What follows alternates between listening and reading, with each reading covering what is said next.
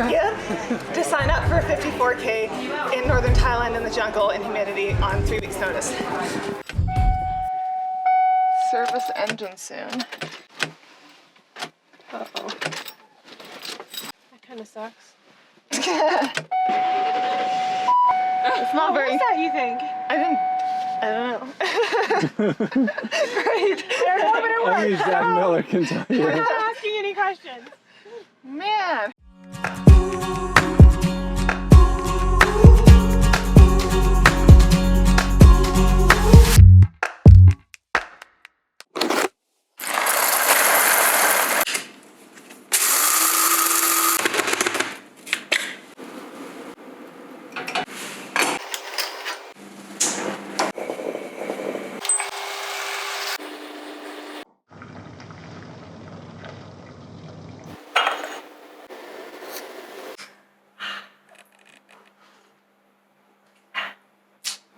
Now we can begin.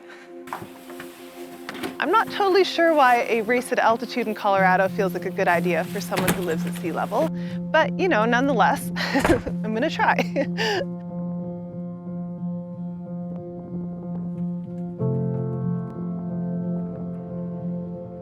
Okay, so these are my backyard trails. This is right outside my door. It's one of my favorite parts about living in Squamish, is I can literally go out the front door and right onto the trails. It's amazing. Anyways, I thought I would take you guys along for a little run with me. So here we are, Squamish Trails.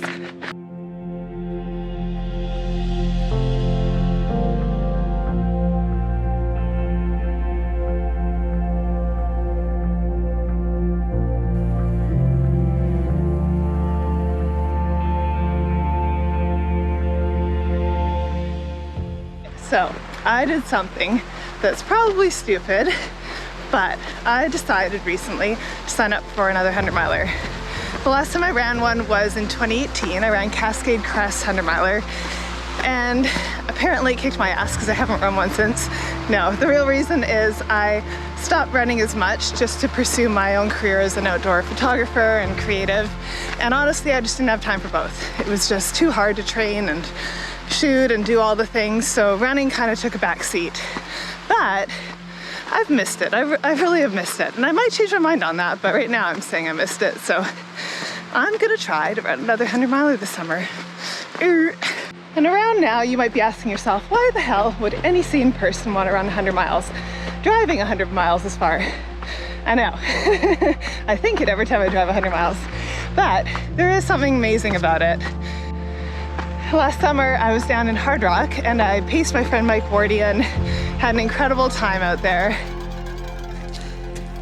All right, we're going up Grant Swamp Pass. Second to last pass of the whole Hard Rock. Mike's killing it.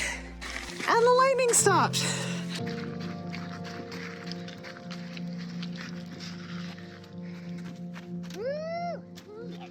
And then I was also crewing for my friend Maggie at High Lonesome, and honestly I just realized I really miss being in those communities and being on those trails and feeling pain, all of it. So it kind of sparked this desire to get back out there as an athlete for myself.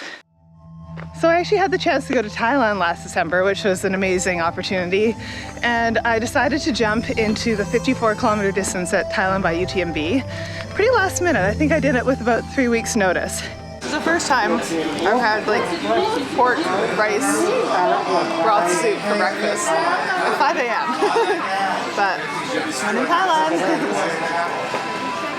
What could go wrong? And of course, Hillary Madison, the leaders and runner from Canada.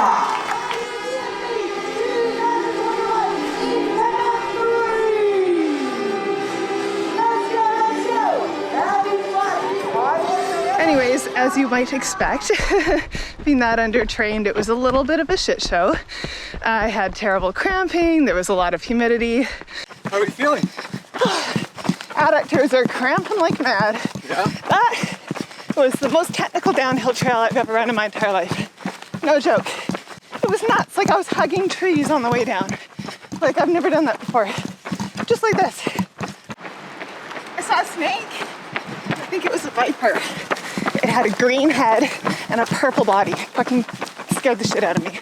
It was a challenging day, but it was also an amazing day. And I really did remember just what I love about being out there and exploring new places with my own 2 feet.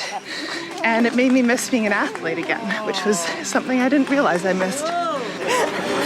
It's a really bad idea to sign up for a 54K in northern Thailand in the jungle in humidity on 3 weeks notice. Yeah. I was gonna say, imagine if you trained for this. If I had run longer than 25 kilometers leading up to it, that would have been great. I had that thought, I crossed 25 kilometers and I was like, well. So, after that race, I decided it was time to start training again. The first race that I put on my calendar as part of my journey back to 100 miles was Montana to Oro 50K, and it's a small little mom and pop race on the central coast of California. It was an amazing day with friends, and honestly, I just ran happy the whole time. It was single track with views of the ocean. I ended up placing second female, which was a nice surprise, and it was a great affirmation that, yes, I do really want to do this thing again, I think.